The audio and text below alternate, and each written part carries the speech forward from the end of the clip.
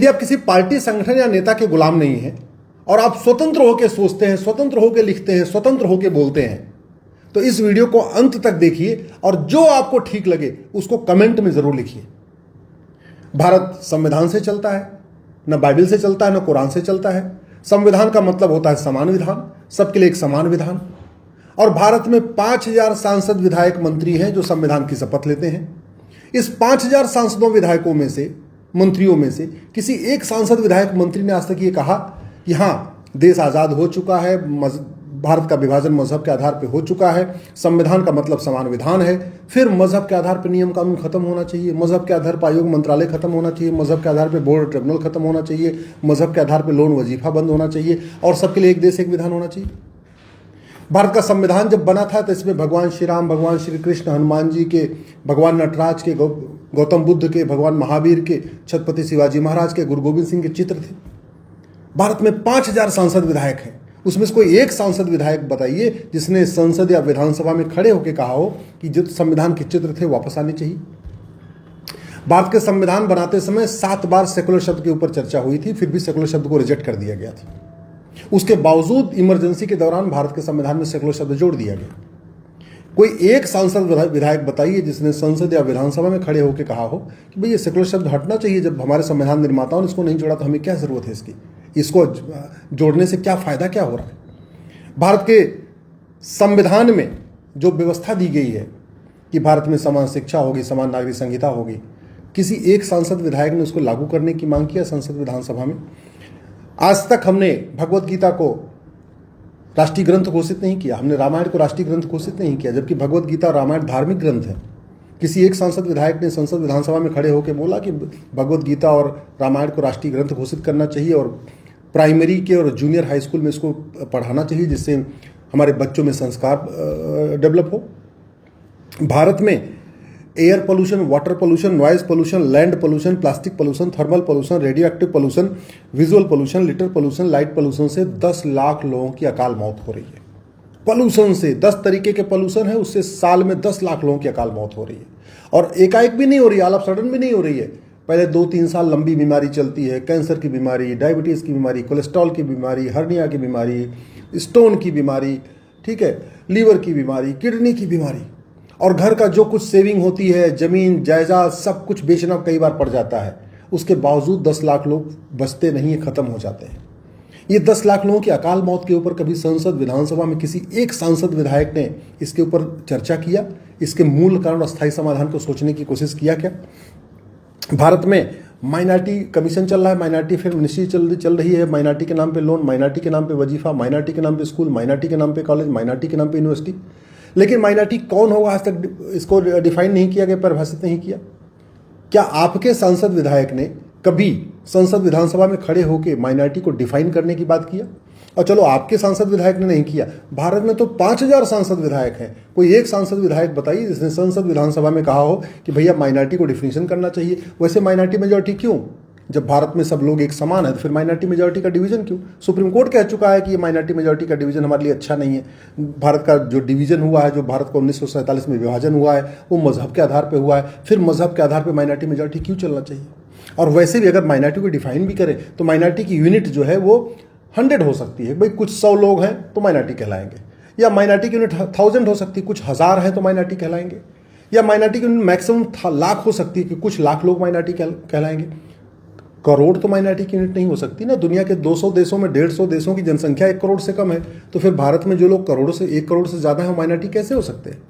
तो कभी इसके ऊपर आपके सांसद, विधायक ने, या भारत में जो 5000 सांसद, विधायक हैं उसमें से किसी एक सांसद, विधायक ने संसद या विधानसभा में इसके ऊपर चर्चा किया क्या? आखिर सांसद, विधायक को वेतन, भत्ता, गाड़ी, बंगला, free air ticket, free rail ticket, आजीवन पेंशन मिलता किस लिए है? जो संविधान में बातें लिखी हुई हैं उनको लागू करने के लिए मिलता है, संवैधानिक मुद्दों पे बात करने के लिए होता है। हमारे सांसद, विधायक तू मैं कर रहे हैं, आरोप प्रत्यारोप कर रहे हैं, नूरा कुश्ती कर रहे हैं, बतौलेबाजी कर रहे हैं, तू चोर मैं सिपाही कर रहे हैं, शेरो शायरी कर रहे हैं, भाषणबाजी दे रहे हैं, खूब लच्छेदार बातें हो रही हैं, टीवी पे लड़ रहे हैं, संसद में लड़ रहे हैं, विधानसभा में लड़ रहे हैं, लेकिन जो संविधान कहता है उसके ऊपर तो कोई चर्चा ही नहीं कर रहे। क्या ये ठीक है क्या? और अगर ये गलत है तो आपने इस गलती के खिलाफ आवाज उठाई क्या? अगर आप वास्तव में किसी पार्टी के गुलाम नहीं हैं, किसी संगठन के गुलाम नहीं हैं, किसी नेता के गुलाम नहीं हैं, वास्तव में आप स्वतंत्र हैं, वास्तव में आप अपनी बुद्धि और विवेक का उपयोग करते हैं, तो कभी आपने इन चीज़ों पे कभी लिखने की कोशिश की, कभी बोलने की कोशिश की, कभी किसी को टोकने की कोशिश किया क्या? भारत में 50% समस्याओं का मूल कारण है घटिया कानून, सड़ी हुई न्याय व्यवस्था, तारीख पे तारीख, फर्जी शिकायत, फर्जी जांच, फर्जी गवाही, फर्जी सबूत, फर्जी विटनेस, फर्जी एविडेंस, फर्जी मार्कशीट, फर्जी आधार, फर्जी राशन कार्ड, फर्जी ड्राइविंग लाइसेंस, फर्जी बर्थ सर्टिफिकेट, फर्जी वोटर आईडी, फर्जी पासपोर्ट, फर्जी वसीयत, फर्जी विरासत, सब कुछ फर्जीवाड़ा चल रहा है। इतना फर्जीवाड़ा चीन, जापान, सिंगापुर में क्यों नहीं है? कभी आपके सांसद विधायक ने कभी संसद में सवाल उठाया, विधानसभा में सवाल उठाया क्या? कभी आपके सांसद विधायक ने संसद विधानसभा में खड़े होकर इस पे कठोर कानून बनाने की मांग किया क्या? भारत में भ्रष्टाचार के कारण साल में 2 लाख लोगों की अकाल मौत हो रही है। चीन में भ्रष्टाचारियों को फांसी होती है। कभी आपके सांसद विधायक ने या 5000 सांसद विधायक में से किसी एक सांसद विधायक ने संसद विधानसभा में चीन जैसा कानून, भ्रष्टाचार विरोधी कानून भारत में लागू करने की मांग किया क्या? चीन में 100% प्रॉपर्टी जब्त होगी, चीन में नागरिकता खत्म की जाती है, चीन में फांसी दी जाती है भ्रष्टाचारियों को। ऐसा कानून भारत में भी होना चाहिए। किसी एक सांसद विधायक ने बात किया क्या? आपको समाजवाद की घुट्टी पिलाई जाएगी, अंबेडकरवाद की बात की जाएगी, लोहियावाद की बात की जाएगी, गांधीवाद की बात की जाएगी, कभी पेरियारवाद की बात की जाएगी, कभी नेहरूवाद की बात की जाएगी। ऐसे आपको लोग भ्रमित करते रहते हैं और आप भ्रमित होते रहते हैं। आप इन लच्छेदार भाषणों में पड़े रहते हैं। कभी आपने सोचा कि वास्तव में जो होना चाहिए वो हो रहा है कि नहीं हो रहा? भारत की ऐसी कौन सी समस्या लाइलाज है? भारत की ऐसी कौन सी समस्या विश्वव्यापी है? ऐसी कौन सी समस्या है जो चीन में है? भारत की ऐसी कौन सी समस्या है जो इजराइल ने ठीक नहीं कर दिया? भारत की ऐसी कौन सी समस्या जो सिंगापुर ने ठीक नहीं किया? लेकिन आप बोलेंगे तभी तो समस्याएं ठीक होगी। तू मैं करने, आरोप प्रत्यारोप करने से, नेताओं के भाषण देने से कोई समस्या ठीक नहीं होगी। भारत में रोड एक्सीडेंट के कारण साल में 2 लाख लोग मर रहे हैं। क्या पता आपके रिश्तेदार, आपके नातेदार, आपके कोई जान पहचान वाले का भी रोड एक्सीडेंट हुआ हो? कभी आपने सोचा रोड एक्सीडेंट होता क्यों है? रोड एक्सीडेंट का मूल कारण है भ्रष्टाचार और जनसंख्या विस्फोट। सड़क पर ज़्यादा भीड़ होती है तब रोड एक्सीडेंट होता है, या सड़क पे बार बार गड्ढे हो, सड़क की डिज़ाइन खराब हो, सड़क में बार बार उसमें जंप हो रहा हो तब एक्सीडेंट होता है। तो ये 2 लाख लोगों की रोड एक्सीडेंट में मौत हो रही है। इसके ऊपर 5000 सांसदों विधायकों में से कोई एक सांसद विधायक कभी संसद विधानसभा में खड़े होकर बोला कि भैया इसका मूल कारण क्या है, स्थायी समाधान क्या है? जितना रोड एक्सीडेंट भारत में हो रहा है इतना चीन, जापान, सिंगापुर में क्यों नहीं हो रहा है? इसके ऊपर चर्चा करने की कोशिश किया? कोई प्राइवेट मेंबर बिल पेश किया? कोई 0 आवर में उठाया? कभी क्वेश्चन आवर में उठाया क्या? भारत में जमीन विवाद में साल में 2 लाख लोगों की मौत हो जा रही है। क्यों? क्योंकि हमारा जो लैंड वाला कानून है महा घटिया है, महा सड़ा हुआ है। भारत में इतना सड़ा हुआ कानून है कि 100 रुपए चोरी हो जाए तो FIR हो जाएगा, लेकिन 100 बीघे जमीन पे कोई कब्जा कर लो तो FIR नहीं होती। एक गाय चोरी हो जाए तो FIR हो जाएगा, लेकिन पूरी गौशाला पे कोई कब्जा कर ले तो कोई FIR नहीं होगी। इतना सड़ा हुआ कानून। लोग जमीनों पे कब्जा कर लेते हैं, मकान पे कब्जा कर लेते हैं, खेत पे कब्जा कर लेते हैं, खलिहान पे कब्जा कर लेते हैं, पब्लिक लैंड पे कब्जा कर लेंगे, सड़क किनारे, ऊसर जमीन पे, बंजर जमीन पे, चारागाह पे, जो गौ चारागाह है उस पर कब्जा कर लेंगे, नदी किनारे, पहाड़ किनारे, हर जगह कब्जा होता जा रहा है। कभी आपने इसके ऊपर किसी सांसद विधायक को संसद विधानसभा में आवाज उठाते सुना कि भैया ये बताओ, ये चीन, जापान, सिंगापुर में कोई लैंड इंक्रोचमेंट क्यों नहीं करता, जमीन पे कब्जा क्यों नहीं करता? भारत में क्यों हो रहा है? क्यों नहीं हम चीन, जापान, सिंगापुर वाला कानून भारत में लागू कर देते हैं? कभी सुना आपने? भारत में मिलावटखोरी के कारण साल में 2 लाख लोगों की मौत हो रही है, और 2 लाख लोग जो मिलावटखोरी के कारण मर रहे हैं, ये एकाएक नहीं मरते। ऐसा नहीं जैसे किसी को गोली मार दो मर जाए, नहीं, ये पहले बीमार होंगे, कभी किडनी खराब होगी, लीवर खराब होगा, दुनिया भर की बीमारी होगी, उसके बाद मरेंगे। यानी 5 लाख, 10 लाख, 20 लाख रुपए पहले जो घर का है उसको खर्चा करवाने के बाद मरते हैं। इतनी मिलावटखोरी भारत में।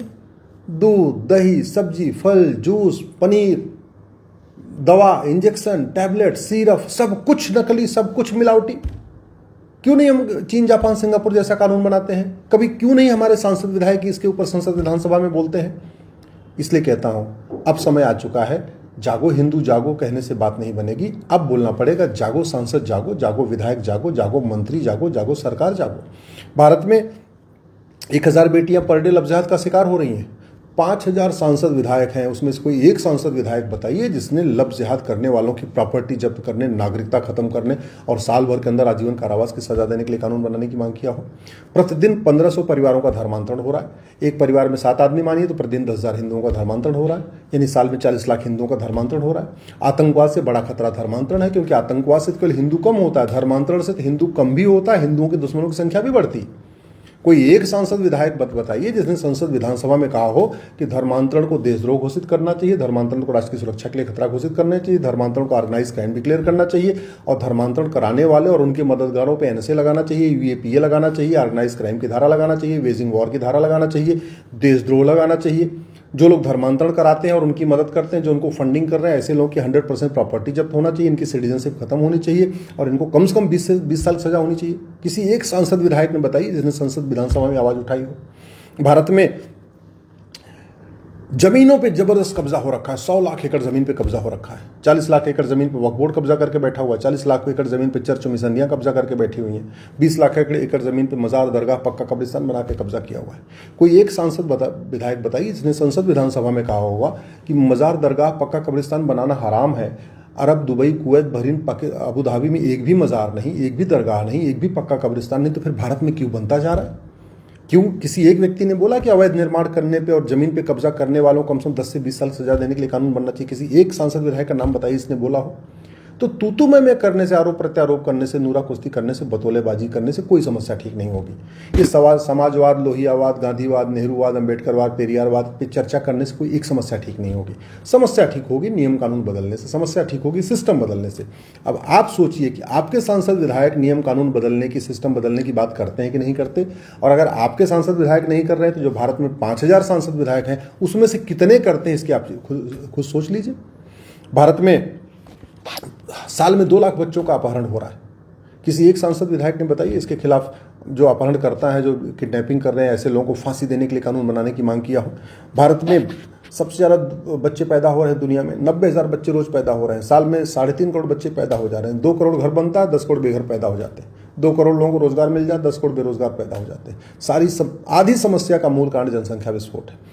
किसी एक सांसद विधायक ने संसद विधानसभा में उठ के कहा हो कि भैया हम 2 हमारे 2 ठीक है, दूसरी बार जुड़वा हो जाए तो 3 बच्चे भी ठीक है, लेकिन जो चौथा बच्चा पैदा करेगा उसकी नागरिकता खत्म करने और उसकी सिटीजन उसको 10 लाख रुपए जुर्माना और 10 साल की सजा देने के लिए कानून बनना चाहिए। किसी एक सांसद विधायक ने मांग किया तो आप बताइए, तो फिर समस्या ठीक कैसे होगी जब 50% समस्याओं का मूल कारण जनसंख्या विस्फोट है? यहाँ समाजवाद, लोहियावाद, अंबेडकरवाद, पेरियारवाद, गांधीवाद, नेहरूवाद पर चर्चा हो रही है, जनसंख्या नियंत्रण कानून के ऊपर चर्चा ही नहीं हो रही, तो फिर समस्या ठीक कैसे होगी? भारत में अलगाववाद, आतंकवाद है, चीन, जापान, सिंगापुर में तो नहीं है। भारत में साइबर फ्रॉड हो रहा है, 2 लाख लोगों का साल में खाता गायब कर देते हैं, बैंक खाली हो जा रहा है, उनका खाता खाली हो जा रहा है। चीन, जापान, सिंगापुर में इतना नहीं है। अश्लीलता परोसी जा रही है, फुहड़ता परोसी जा रही है, नग्नता परोसी जा रही है। सोशल मीडिया का ऐसा कोई प्लेटफॉर्म नहीं है जहाँ गंदे गंदे रील नहीं शेयर किए जा रहे हैं, गंदे गंदे वीडियो नहीं शेयर किए जा रहे हैं, चाहे ट्विटर हो, चाहे इंस्टाग्राम हो, चाहे फेसबुक हो, या जितने और भी प्लेटफॉर्म है। कौन रोकेगा इसको भारत की सरकार को रोकना है या अमेरिका, इजराइल, चीन की सरकार आके रोकेगी? आखिर कौन रोकेगा? कभी आपने सोचा इसके ऊपर?